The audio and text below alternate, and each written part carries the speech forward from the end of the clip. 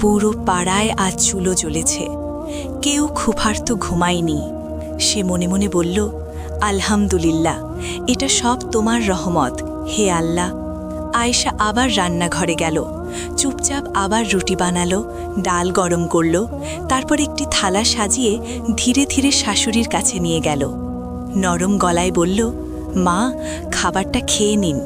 হালিমা বেগম মুখ ঘুরিয়ে নিলেন, কিন্তু আজ তার মুখে আগের মতো রাগ ছিল না, ছিল দ্বিধা, লজ্জা আর একটু অনুতাপ। ঠিক তখন রাহিম পাশে এসে দাঁড়ালো। সে মায়ের দিকে তাকিয়ে শান্ত গলায় বলল, মা, আর কতক্ষণ রাগ করবেন?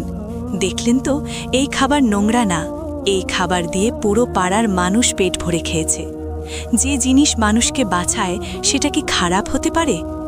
এই কথাগুলো যেন সরাসরি হালিমা বেগমের হৃদয়ে গিয়ে লাগল।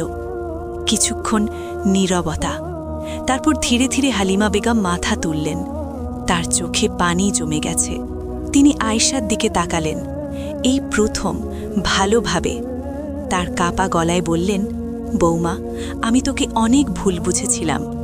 আমি ভেবেছিলাম তুই গায়ের মেয়ে, কিছুই জানিস না, কিন্তু আজ বুঝলাম তুই আমাদের সবার চেয়ে বেশি বুদ্ধিমান। তার চোখ দিয়ে পানি গড়িয়ে পড়ল। আমাকে মাফ করে দে মা। এই কথা শুনে আয়েশারও চোখ ভিজে গেল। সে সাথে সাথে নিচে বসে পড়ল। মা, আপনি এমন কথা বলবেন না, আপনি তো আমার মায়ের মতো। হালিমা বেগম তাকে কাছে টেনে নিলেন। প্রথমবার সত্যিকারের ভালোবাসা দিয়ে বুকে জড়িয়ে ধরলেন। এই আলিঙ্গনে ছিল অনুতাপ, ভালোবাসা আর সম্পর্কের নতুন শুরু। তারপর হালিমা বেগম সেই থালা হাতে নিলেন, একটু দ্বিধা, তারপর একটু টুকরো রুটি মুখে দিলেন। কিছুক্ষণ চুপ, তারপর ধীরে বললেন, মাশাআল্লাহ, খুবই ভালো হয়েছে।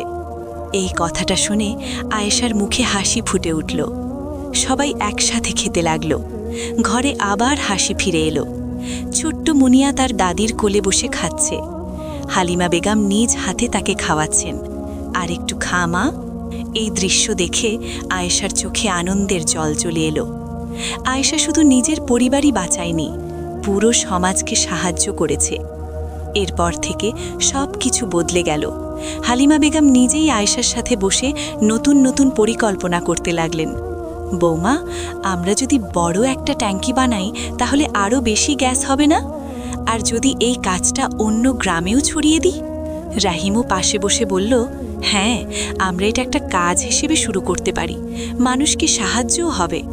আয়েশা মৃদু হেসে বলল, ইনশাল্লাহ, যদি আল্লাহ চান আমরা অনেক মানুষের উপকার করতে পারব। দিন যেতে লাগল। এখন আর সেই কষ্টের দিন নেই। ঘরে সবসময় চুলো জ্বলে, রান্নার গন্ধে ঘর ভরে থাকে, মুনিয়ার হাসিতে বাড়ি মুখরিত। হালিমা বেগম এখন নিজেই বলেন, আমার বৌমা না থাকলে আমরা আজ কি খেতাম? তিনি প্রতিবেশীদের গর্ব করে বলেন, আমার বৌমা অনেক বুদ্ধিমতী, আল্লাহর দান। রাতে সবাই একসাথে বসে খায়, হাসে, গল্প করে।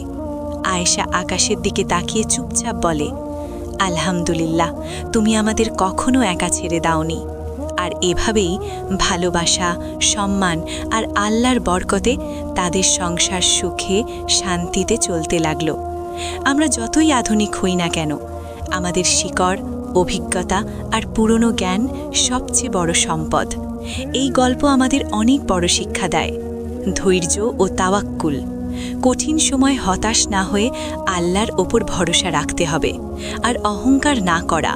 রাসূল সাল্লাল্লাহু আলাইহি ওয়াসাল্লাম বলেছেন, যার অন্তরে এক বিন্দু অহংকার থাকবে সে জান্নাতে প্রবেশ করতে পারবে না।